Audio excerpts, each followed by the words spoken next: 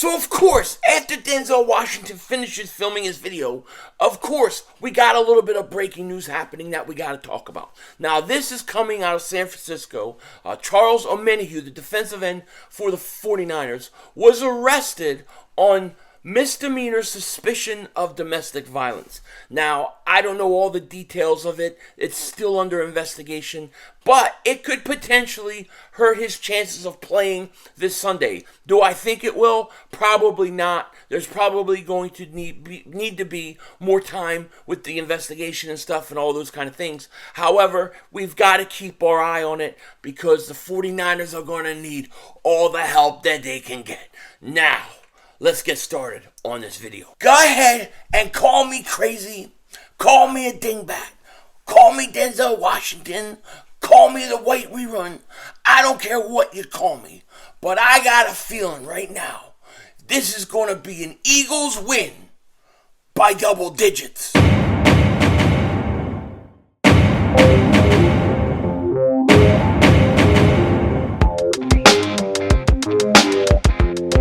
Dallas still stinks. Yo, by the way, King Dingbat here, and I hope everybody's having a great day. Hope you guys are doing well. Hope you're hanging in there. I woke up this morning, and I swear I thought it was 2017.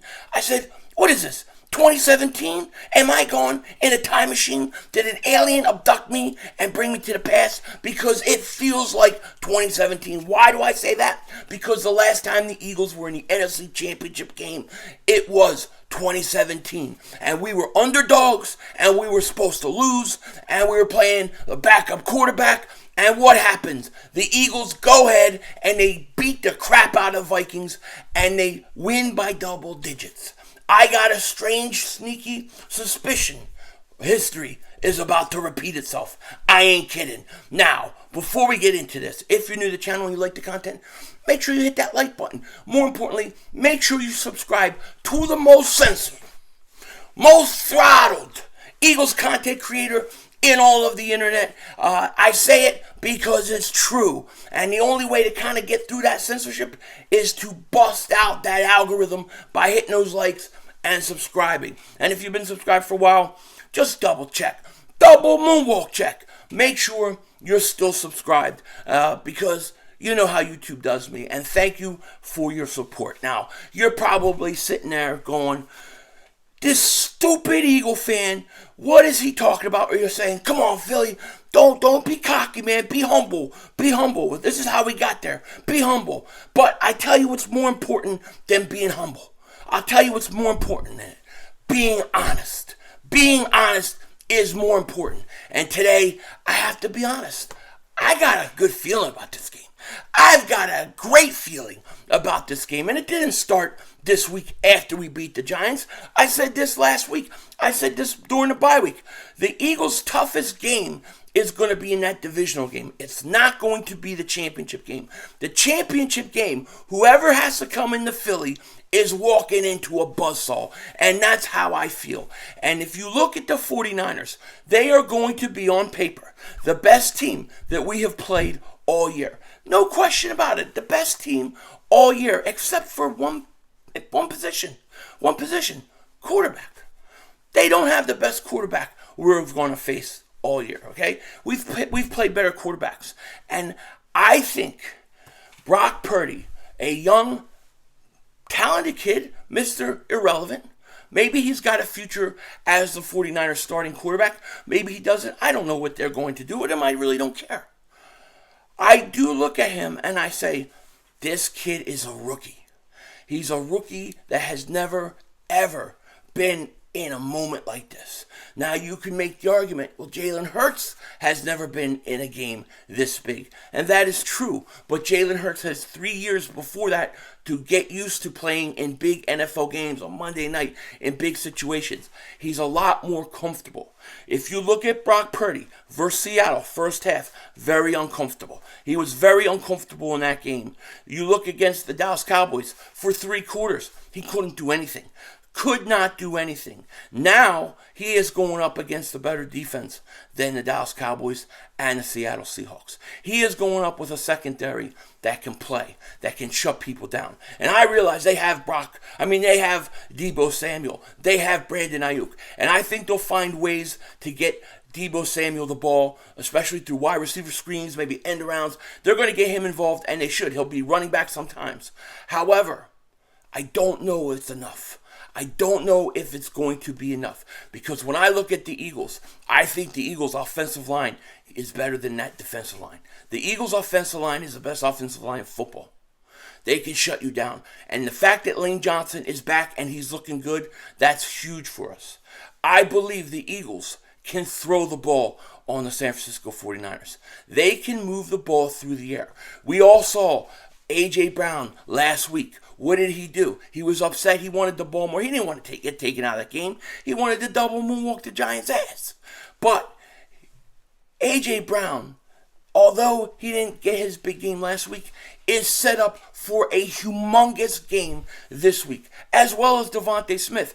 I don't see the 49ers corners and secondary being able to handle A.J. Brown, Devontae Smith, throwing Dallas Goedert over there. I think it's going to be tough. The 49ers are ranked 20th against the pass. They're second against the run.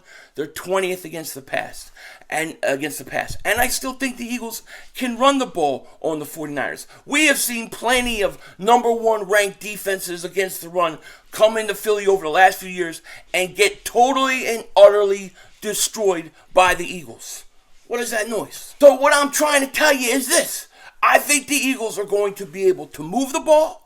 I think the Eagles are going to be able to run the ball on the San Francisco 49ers. And then, when you look at their great pass rush, and they got a good pass rush. They really do. Just not as good as our pass rush. However, with Jalen Hurts and his legs and his ability to move and to get out of bad situations, I think that's enough to say the Eagles offensively will be able to move the ball on the San Francisco 49ers. You saw the Dallas Cowboys move the ball on the San Francisco 49ers. You saw the Seattle Seahawks last week move the ball on the San Francisco 49ers.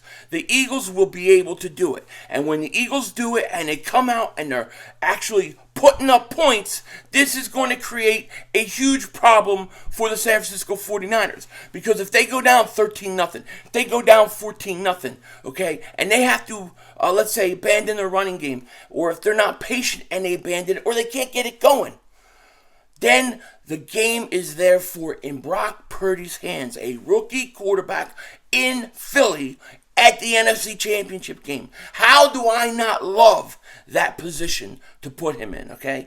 Brock Purdy is a rookie. He's a rookie. Jalen Hurts, he's only been in a few years. Jalen Hurts is playing at home.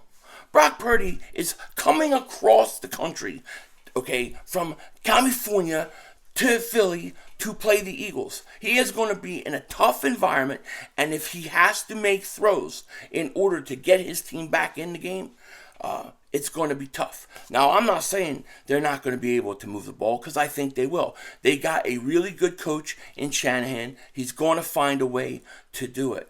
I just don't know if I feel the 49ers can keep up with the Eagles offensively. And the big reason is because they have a rookie quarterback. I know this is hard for a lot of people to believe. And if I'm wrong and the 49ers come out and take it to us, then I will do an apology video to all the 49er fans out there. But I don't think the San Francisco 49ers are offensively going to be able to keep up with the Philadelphia Eagles. I think the Eagles' defensive line, it's too good. It's going to get too much pressure on Purdy. Purdy, he should have thrown 4 or 5 picks versus the Dallas Cowboys. He will panic. But if the 49ers come out and they run the ball well and they keep that clock moving and they keep the Eagles offense off the field, and if they do those things, Purdy will not be put in a tough situation. See, if Purdy's in 3rd and 2, 3rd and 3, 3rd and 1, right? 3rd and short situations, it's a lot more manageable. But when he's going to be stuck in 3rd and 9, 3rd and 10, and here comes Haason Reddick, here comes Josh Sweat, here comes Brandon Graham, okay, you got Bradbury and Slay you got to worry about. Now you got a problem. And oh, by the way, Avonte Maddox might be back. He might be back. Pinky up when you drink. Always. Pinky up. It shows you got class. At least that's what the Italians say. Alright? So, I feel like the Eagles are in almost, this has almost got the same narrative as that Vikings game in 2017 where they had their backup quarterback and he was on a roll and the Vikings were better with him and they had just pulled off this great win versus the New Orleans Saints and now they were coming to Philly and it was destiny and the Eagles hadn't played a team like that all year and the Eagles had a backup quarterback and the Eagles couldn't move the ball offensively versus Atlanta, blah, blah, blah, blah, blah, blah, blah. You know, all those things didn't mean anything when you came into the link, when you came into that building, when you heard that crowd, when you heard the noise, when the pressure was on. When those things happen, it's a different game.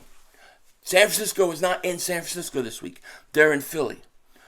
I think this is set up for an Eagles blowout. I'm just going to say it. I think A.J. Brown and Devontae Smith are going to go off. I think the stars are aligned in our favor. And I'm not talking about them satanic stars from Dallas. Oh, wait, I forgot to ask. Because I don't know. When do the Dallas Cowboys play again this week? What time is the kickoff for them? What time does Dak play? Oh, yeah. Dak ain't playing. He got knocked out by the 49ers. But fear not, Dallas.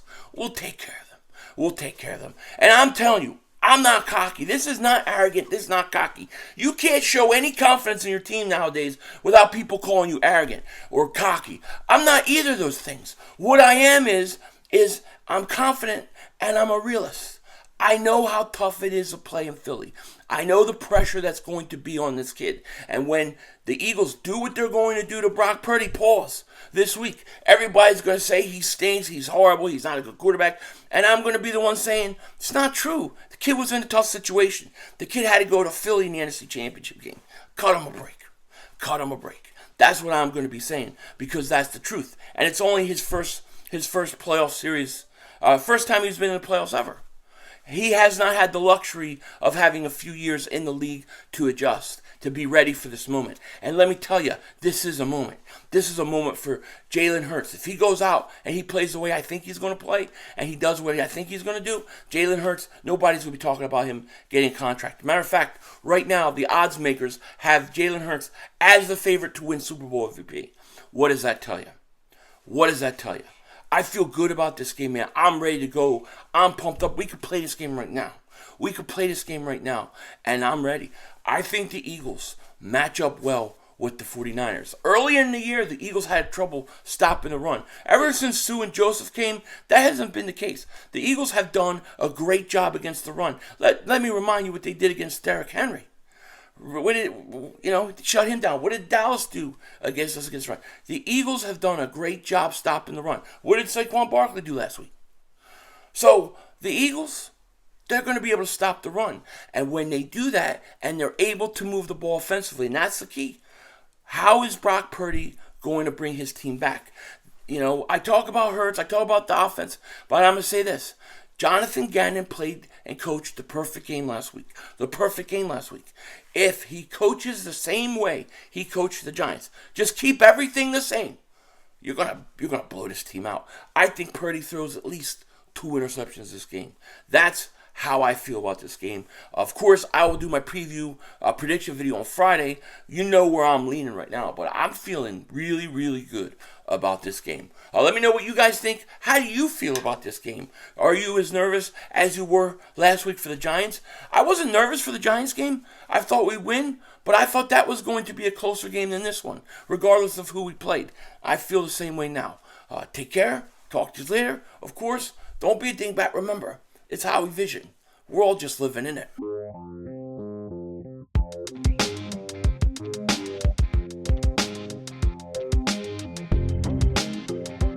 So the spread in both of these games this week are pretty interesting. Right now, you have the Cincinnati Bengals 1.5-point favorites over the Kansas City Chiefs, according to what I'm looking at right here.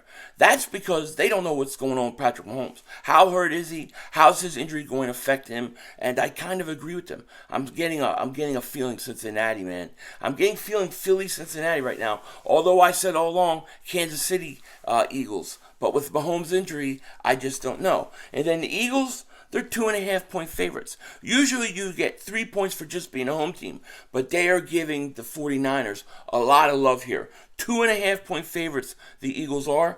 I would take the money line and the Eagles straight up because I think they're going to win it. Denzel Washington, out.